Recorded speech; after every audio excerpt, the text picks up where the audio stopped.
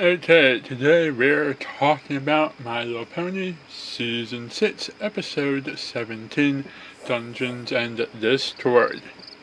So we start off our episode in the season dedicated to exploring Equestria with Celestia and the main six off on an adventure to Yakistan. That happens off screen while we stay in Ponyville with the sidekicks. So not only do we not get to explore Equestria, but we also get denied a Celestia episode. While this could have been a more interesting story, we got something pretty gosh darn interesting with what we got anyhow. The episode starts out with Discord and Fluttershy. Discord shows up at Fluttershy's house while she's packing to leave for the place that explores Equestria and gives exposition, setting up a bunch of things that we won't be seeing in this episode. Discord has to deal with his disappointment, and when he's unable to coax Fluttershy to let him go with her, he has to instead spend the day in Ponyville hanging out with Spike and Big Matt and becoming part of their guys' night in the castle. There's a lot that this episode could have done better, like maybe start the game a little bit earlier or included more male ponies in the episode. But it seems like this particular time the formula is written just in a certain way that any changes to what we really got would have ruined the overall message and flow of the episode. Well, it would have been nicer to have entered the fantasy world earlier, or to have included more ponies in on the adventure. Any of these things really would have interrupted a very delicately balanced flow that worked just right in pretty much every way. It's interesting that there's only 2 rowdy establishments in all of Ponyville. Kind of makes sense. I don't know where those rowdy establishments are, but I bet Berry Punch and Vinyl Scratch know exactly how to get to them, and Vinyl probably DJs at least one, if not both, of those establishments. Ogres and Oubliettes is actually something that was started in the comics, which is now show canon. It's something nice we've been seeing this season, and part of season 5 is that the My Little Pony comics, which has always been considered to be canon, has been extending itself into the in-canon world of the animated series. Discord's idea of a guys' night was very swinging and very hip and very reminiscent of the Mask. I would have personally enjoyed that one just as much as the idea of the tabletop gaming session. And I think Big Mac was ready to party hard and dance and chase the fillies, but I think Spite was probably more into continuing his tabletop game and getting Discord and Big Mac back on track. We did get to see a little bit of the old evil Discord when he was pushed a little bit too far and sent Spite and Big Mac into that other world. Like Spite said, should we be wary that he's using his scary voice? Well, maybe you should, but it was nice to hear that old scary voice used again.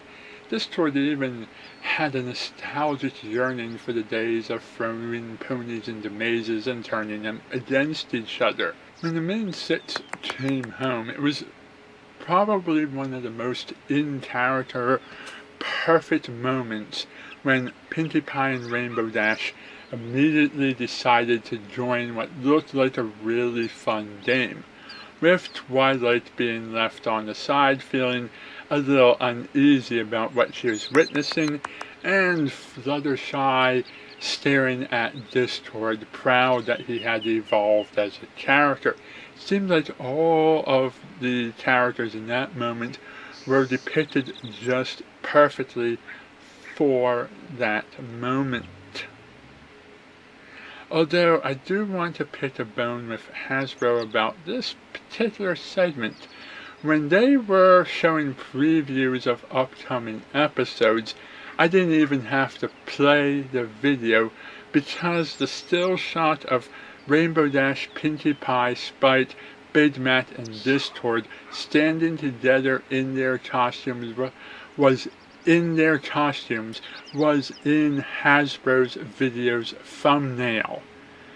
I was spoiled without even having to play the video just because the Hasbro promo popped up somewhere on my YouTube account. And let's compare this to the episode Power Ponies, where Spite is nerding out over some comic book series that he loves, and he later gets drawn into that comic book series. Him and the main six become the characters from the series, and they go up against the villain from the series. In that case, the Power Pony fantasy stuff lasted for most of the episode, and we got it started real fast. Plus, we were up against actual physical villains, not cardboard cutouts, and it was done by a magically enchanted comic book, not by Discord.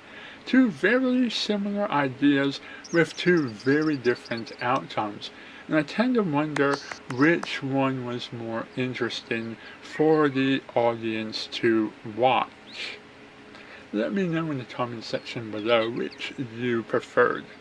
Overall, the episode was an interesting character development moment for Spite, Big Mac, and Discord. They got to grow a lot as characters and overall become more interesting. It was a really good look at what it's like to have two people who are really into a game trying to introduce a third person to said game, when the third person could really care less about this game and just isn't interested in it whatsoever, finds it boring and just wants to do anything but play this game. I think it's a very relatable experience for gamers, at least, to have something that they love, to want to bring other people into it, and to have those other people disinterested. This is also a good episode for those special little shipping moments. We see a lot of great relationship development between Discord and Fluttershy. The way that she tries that reverse psychology on him, and he says that line, don't do that reverse psychology stuff, you're better than that. That means that Discord understands Fluttershy so well that he knows what tricks she's using, and he knows that she's better than those mind games that she was trying to play on him. Plus, later when Discord tries different attempts to prevent Fluttershy from leaving, all she has to do is say his name and raise an eyebrow, and he steps back and reels in the danger. And we see another couple of great shipping moments with all the times that Discord brings up Celestia. He has a cute little nickname for her, he turns his face into her, he pets her hair like a cat and lets the hair become a cat and purr and walk off. It really seems like Fluttershy and Celestia are both very much on Discord's mind when he talks about them, and those seem to be still the two most important ponies in his life. If I had to say what Discord's relationships with the ponies were, I'd say that he's treating Fluttershy a lot like a family member. Celestia he seems to treat more like an ex-lover, like someone who used to have a relationship with him, but they've gotten out of that relationship, and allowed things to cool off for a bit. Between Stranger Than Fan Fiction and Dungeons and Discords, I do feel like there's some Celestia and Main 6 diplomacy going on with other countries. I don't know if this is leading up to something major that's been happening in the background that's going to have a payoff or not, but I do definitely want to see something come from it. And as much as Spike is into imagination, in a funny kind of way it lacks imagination. I mean, Spike used his own name to name the fictional country of the fantasy world. And he has a fancy princess love interest that's named Schmerity. It would be like me making up a fictional world with ponies named Green Star and Bartsy Martsy. I do think Big Mac likes being a unicorn. I mean, that was what he pretended to be when Luna let the Tentibus go and turned Ponyville into a big nightmare shared dream thing.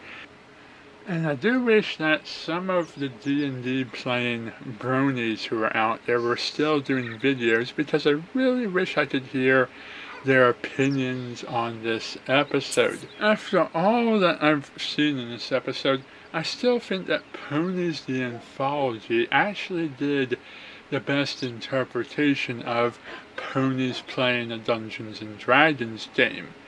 Those are still some of the funniest pieces of the Anthologies series that I've ever seen, and I'd really like to see that guy do more of those little episodes. When Discord was apologizing, he had this nice little Fonzie moment.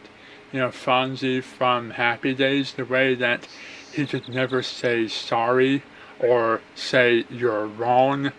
That saying the words sorry and the word wrong always made him sort of stutter and unable to fully get the word out.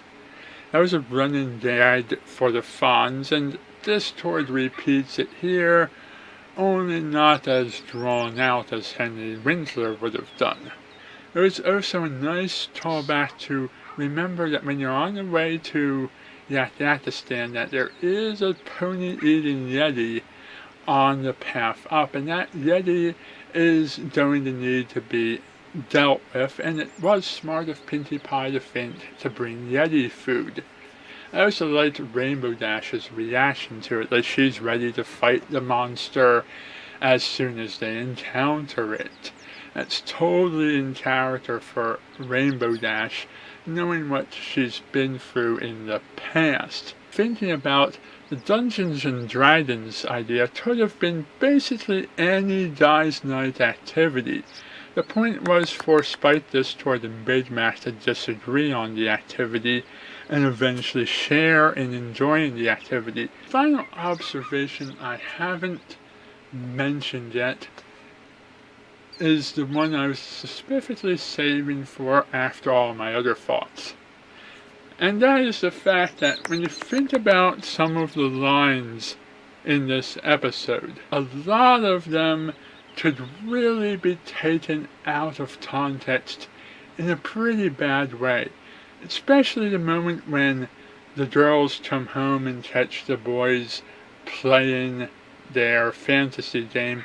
That's one of the major line sequences that really could be taken another way if you take it completely out of context. And I just know this is the kind of fandom that someone is going to take those quotes, put them out of context, and turn this into a completely different, less appropriate story.